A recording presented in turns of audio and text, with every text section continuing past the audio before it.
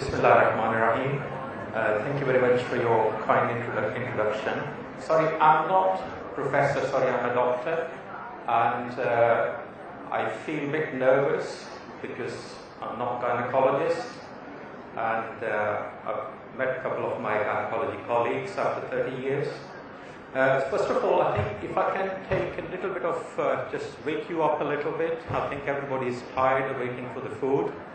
Can I just ask, raise hands, who tests their patients for hepatitis B at the pregnancy?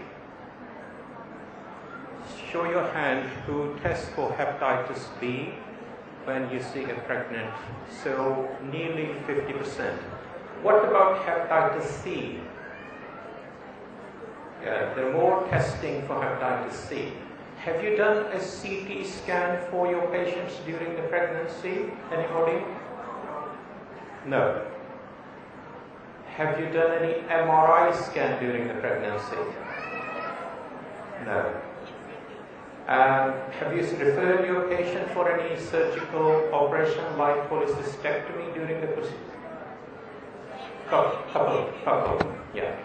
Right, thank you very much. So that will set the scene. So I'll be discussing basically these things during my talk. And I work in Worcestershire, and our trust is under severe financial crisis. You know, everything which glitters is not gold.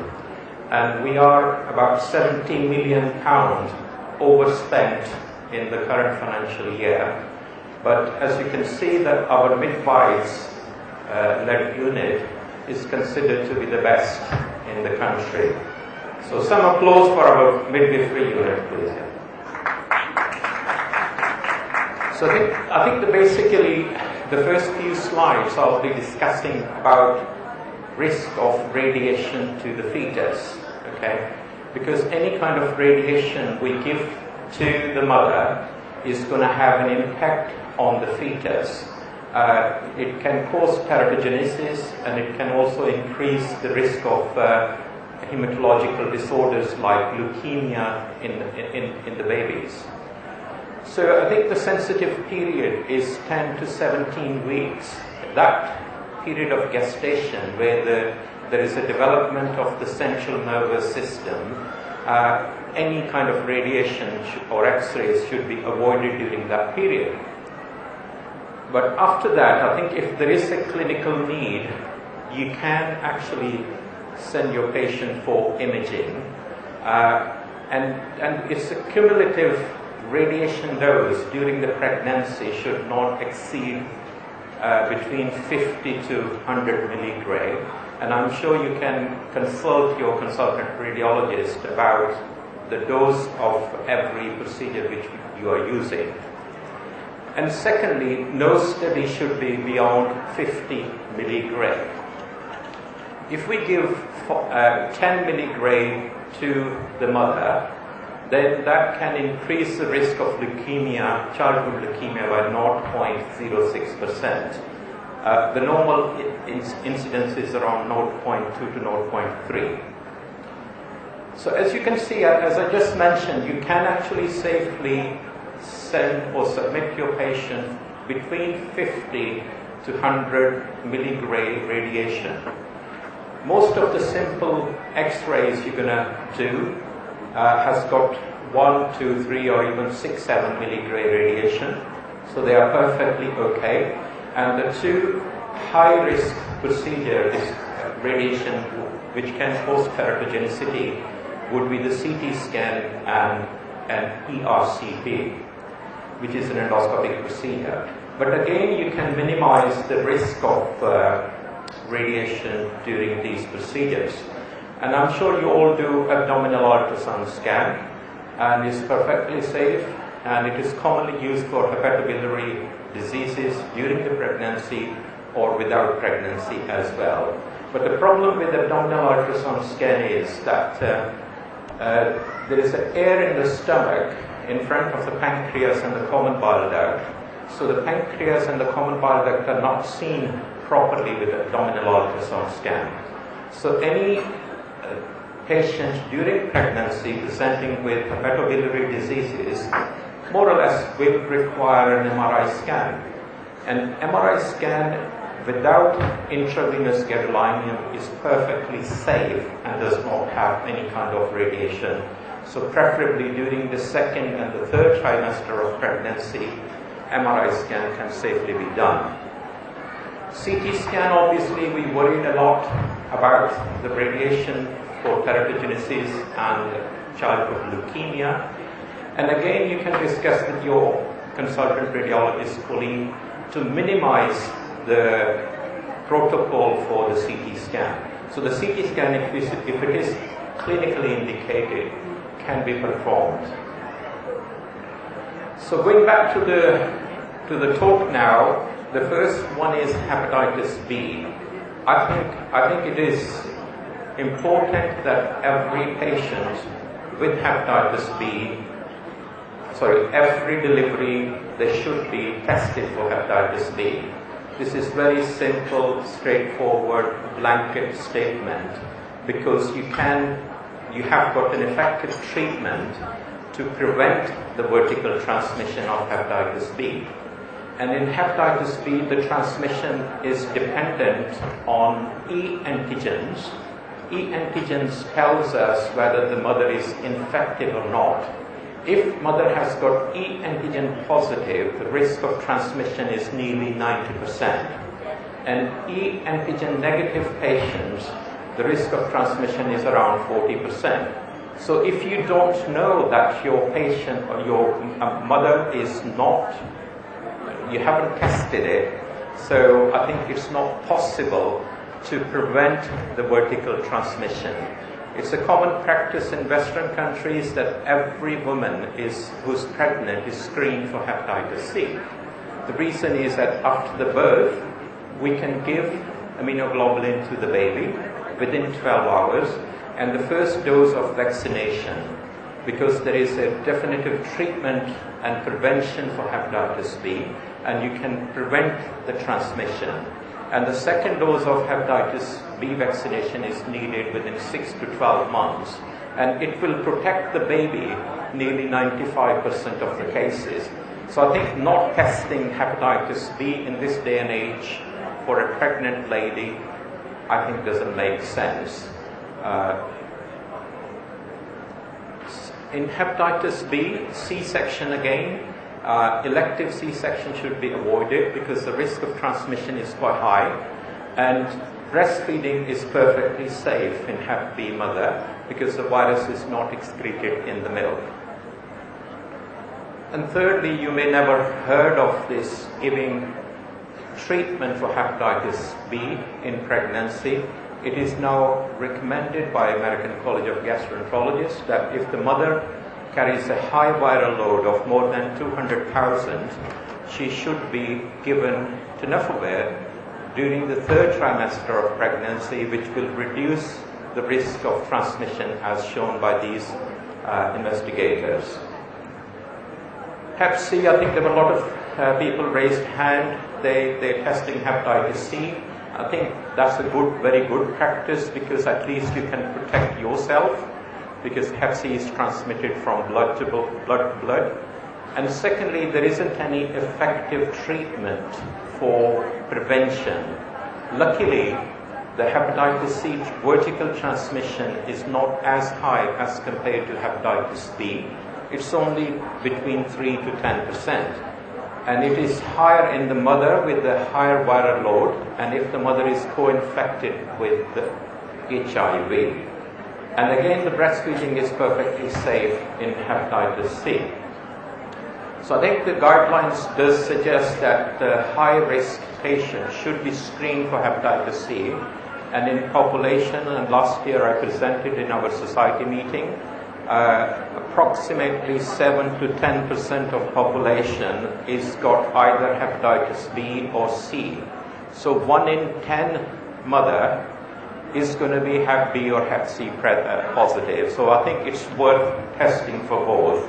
And if the mother is Hep C positive, then the invasive fetal monitoring is usually not advisable. And again, the C-section, elective C-section is not does increase the risk of transmission, but there is no randomized controlled trial supporting that. It's just from few observational studies. And there is no need for treatment for hepatitis C patients with high viral load during the pregnancy. And if you come across with any other hepatitis during the pregnancy, hepatitis A, that's self-limiting, there is no treatment, and it has got no impact on the mother or the fetus. And hepatitis E is quite common these days. I gather that it does increases the maternal and the fetal mortality, and the treatment remains supportive. And herpes simplex virus may present, which can be treated during the pregnancy. I'm not sure you heard of this patients presenting with cholangitis, gallstone pancreatitis, or obstructive jaundice. That's sort of into my own specialty. We do see at least 6 to 12 women with these conditions in a year. And again, it's not doing anything increases the risk of mortality of the mother by around 50%. So we have to act in these patients whether there is a stone in the common bile duct which can easily be taken out with an endoscopy procedure called ERCP. It does involve fluoroscopy, which in my second slide, I showed you that it is a high radiation procedure, but we can shield the fetus with the shield and use the radiation minimum possible to protect the fetus. And we have successfully been performing around a dozen procedures every year in pregnant women without any litigation, because we live in an area where litigations are very, very common these days. So the patients presenting to you with the biliary diseases, particularly gallstone pancreatitis, cholangitis, or obstructive jaundice, I think these patients would require some kind of imaging. MRI scan would be reasonable to confirm the presence of the stones, and the ERCP, if it's available, should be offered to these patients with protecting the fetus with the shield. And there were a couple of hands raised about the acute surgery during the pregnancy. And again, these are the patients now we're talking about with cholecystitis. And these patients, if we defer their surgery, that increases the risk of maternal complication and the fetal complication. And it's perfectly acceptable these days to send these patients to your surgical colleague for laparoscopic cholecystectomy. And the safest period previously was thought to be the second trimester, but nowadays, with some more observational studies, the third trimester is also safe for these ladies to have laparoscopic cholecystectomy. So if any patients with a symptomatic cholecystitis in second and third trimester of pregnancy, she should be referred for surgery. Liver masses, anybody came across with liver masses in pregnancy? The commonest are the hemangioma and focal nodular hyperplasia. These two do not have any risk during the pregnancy. They do not warrant any surveillance during the pregnancy. The one thing is hepatic adenoma. Because of the pregnancy, there is a surge of hormones. The size of adenomas can increase, and these adenomas usually require surveillance ultrasound scan every 6 to 8 weeks to make sure the adenoma is not more than 5 centimeters. If a mother is known to have adenoma more than 5 centimeters, she should have resection prior to becoming pregnant. And other chronic liver disease might be very rare in your practice, but still, if somebody comes in with autoimmune hepatitis, these patients might be on steroids and azathioprine, and absolutely you should not stop these medications. These patients must continue their steroids and immunosuppressive treatment. It's perfectly safe, and the data has been obtained from the renal transplanted mothers who's been on azathioprine. It has not shown any complication to the fetuses. So it's perfectly safe to continue these medications, and similarly patients with the primary biliary cirrhosis, they should continue with ursodeoxycholic acid, which you use in for cholestasis of pregnancy. They should continue. And lastly, the patient with the Wilson disease should continue their penicillamine as well. If the mother is suspected to have a portal hypertension due to their chronic liver disease, they should have endoscopy in the second trimester. It's fairly safe procedure.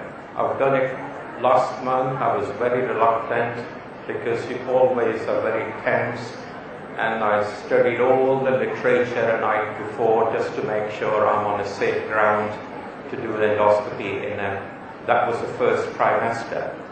But if the suspected patients with portal hypertension, they should be screened for varices during the second trimester. If the varices are large enough, the varices should be banded and the mother should be started on beta blocker.